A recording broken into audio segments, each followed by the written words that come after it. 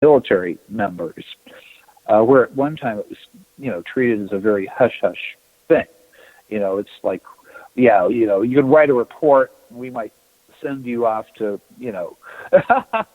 send you off to a little base somewhere to change oil under a Jeep afterward. Yeah. And now it's not like that. Now they finally caught to the fact that they do want to hear these reports, and through FOIA requests that people have put in, there's just piles and piles and piles, libraries full of this sort of thing. You can go to the blackvault.com and see a lot of that stuff. They do a very good job of reporting this stuff. But we know that the military has been very interested in this for many, many years, at least 60-some years and probably longer. They've known that this is a real thing. Finally, it's out for the public to know. And I think that it just kind of broke the bounds of itself, and they couldn't contain it anymore.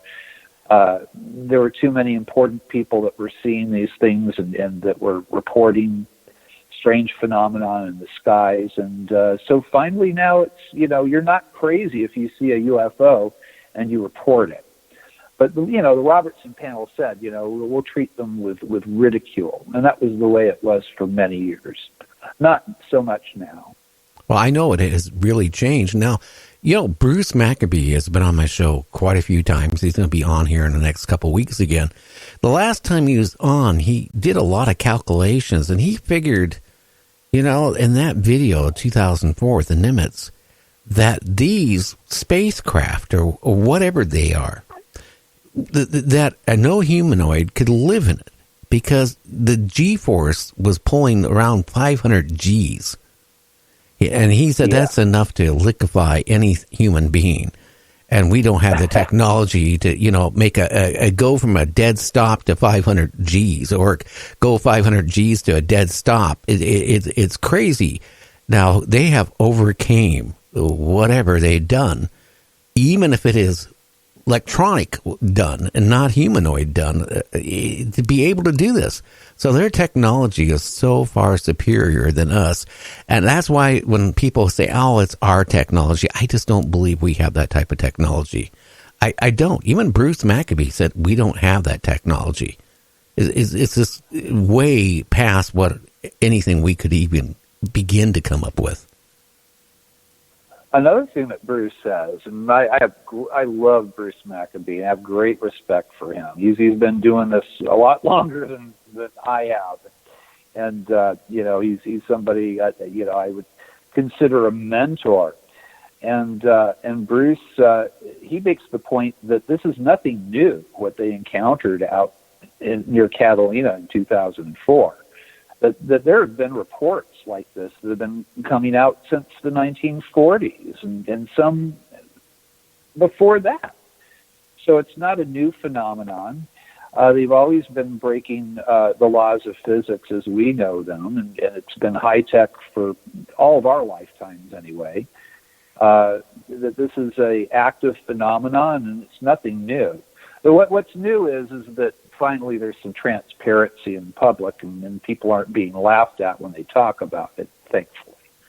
Well, that's what's new. Well, I can honestly say, because I started my career in '76 in broadcasting, and in the '80s, the UFO thing came, up and in quite a bit more than anything in the paranormal. And, a lot of people were scared to talk about it because you hit the right thing. If I said I saw a UFO to my other coworkers, they would step back at you back in those days. They would think something is wrong with you. Probably the same way if you sit there and say, well, I saw a Bigfoot or Mothman. People are going to go, uh-huh. But I mean, let's face it. But now it's more open than it ever has been. I will say this. I am very disappointed in one aspect. Back about 8-9 months ago, there was a group of people up in this area that said that they had the burning thing, that disclosure. They had some important stuff. It's going to be disclosed, and then it's going to be all this proof. Well, you know what? I've been hearing that since 1976. The biggest amount of disclosure we've seen is because, one, the Navy is now the new home of our Space Force, quote, quote, And they were the first one to come out and say, yes, there is unidentified flying objects. The first ones in the government to do that. So that to me was the biggest disclosure statement ever coming out from our government. And now the Army has come out and the same thing. They've said, we want to hear your UFO reports. So apparently the Army is working with, with this. It's okay if I mention names, right? Go ahead. I know who you're going to say. Go ahead. Yeah, to the Stars Academy. It's not MUFON, and MUFON has been doing this a long time. But to the Stars Academy, it started out as ATIP, which was a government program. John Podesta is he's confirmed it, as well as Harry Reid and other people in our government, that yes, this is a real thing, that it was funded, that it's a Pentagon program, which you have to figure, you have things that are racing faster than anything that we can build. Of course, the Pentagon is going to be interested in this. That may be an unfortunate thing. I mean, you kind of would hope that it would be the Carl Sagans of the world that would be most interested, but no, it's a national security threat to them, and so of course it was a threat assessment group that it started out as. Apparently, in the government, they were running into problems because there were certain people that had trouble with their investigations and what they were finding out. It didn't cohere with their religious beliefs and things like that. So some of these, it was eventually defunded, or else, from what I've heard, it's still going on in the government, of course. I mean, the Pentagon has always been interested in UFOs. So you can talk until your face turns blue. We all know this because we have the FOIA requests that we have gotten back that show that the Pentagon has been interested in this from day one, from Roswell and before that. But the whole thing is that it started out as a threat assessment group, and now they've gone to the public, the private sector. Certain members were kind of not happy with the way that the government was treating it, that they weren't willing to even touch certain subjects because they felt like they couldn't go to church on Sunday and be working with the idea that we might not be alone in the universe and the Earth might not be the center of the universe, right? I mean, this is, Galileo all over again. Now, Earl, are these the same people that still believe the Earth is flat? I don't know. I hope not. You want to hope that that's not the case. I mean, we know that they still use floppy disks in the Pentagon. They're trying to sort of find their way to year 2000 still. There was a recent article that came out about that. So you want to hope that they're not, flat earthers, but I don't know. I hope not. I mean, these guys are supposedly trying to protect us from, protect our democracy, but they're not doing a good job. I tell you that right now. They're not. And if they find something that doesn't agree with their personal doctrine, it's just kind of sad. But I guess it's telling about our society and the way people are built, I guess, out there. But think for yourself and be smart, be open-minded. Not, as my dear friend Jeff Krause, who's the state director of California, likes to say, and I'll owe him another 25 cents or however much he charges me whenever I quote him, be open-minded, but not so open that your brain falls out. Yeah. Well, a lot of people, my friend who's no longer with us, Art, we would talk quite a few times, during the course of each month. He's the one that got me out of retirement and back into radio. And I'm talking about the late Art Bell. He himself, we miss him. I miss him like you wouldn't believe. I miss our talks. I mean, I am, if it wasn't for him, I wouldn't even have the equipment working.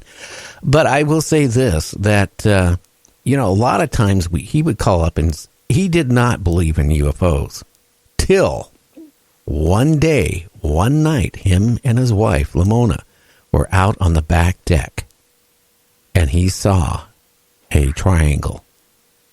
And that convinced him. Until then, he was, he pushed it and he had him on because, he used to tell me talk radio is entertainment.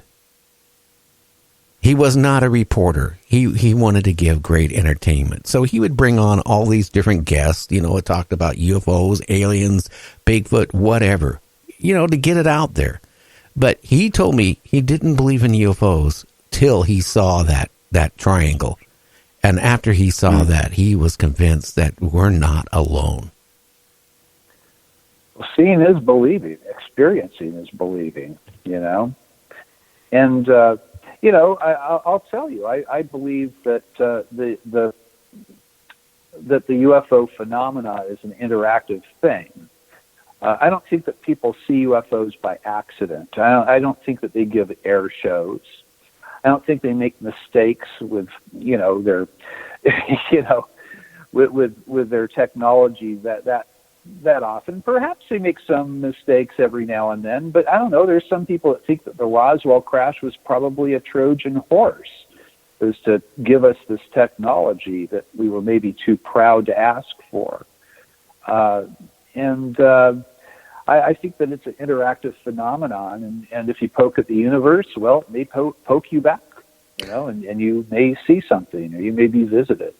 I actually, I have field investigators that work under me at MUFON, and I feel I feel like I owe them the little caveat when I am talking with them, and to tell them that, if you look into this, and it becomes an obsession for you like it's become for me. And it tends to do that. It tends to roll up on you. You start looking at some of these reports, and, 9 times out of 10, it's going to be a Mylar balloon that was flashing the sun back in the wind, or it's a drone, or, this or that.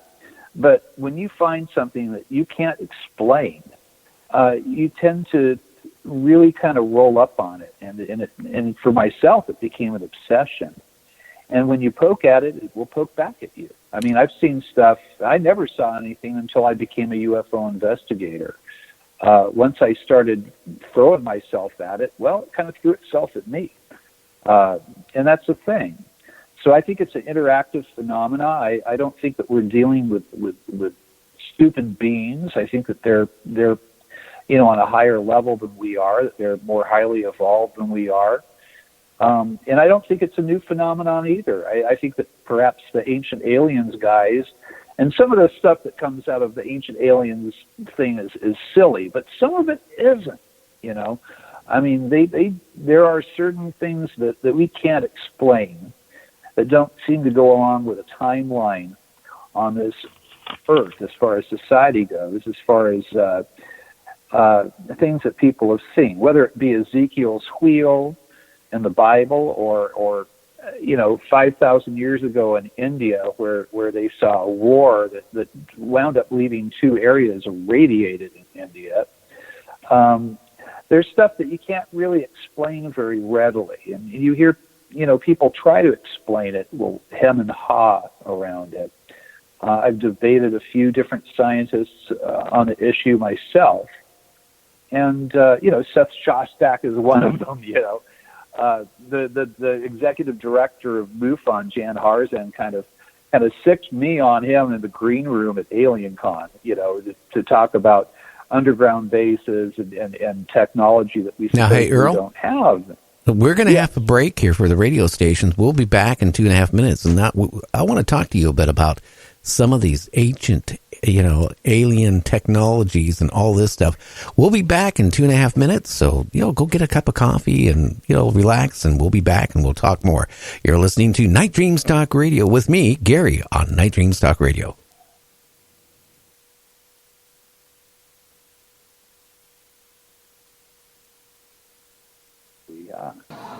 What we are asking for from the government is full disclosure. Because we know what we're seeing, and there are so many of us. We're not going to.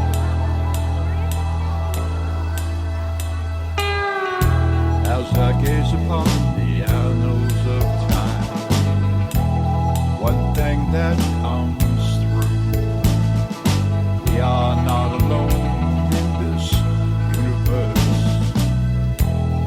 thought that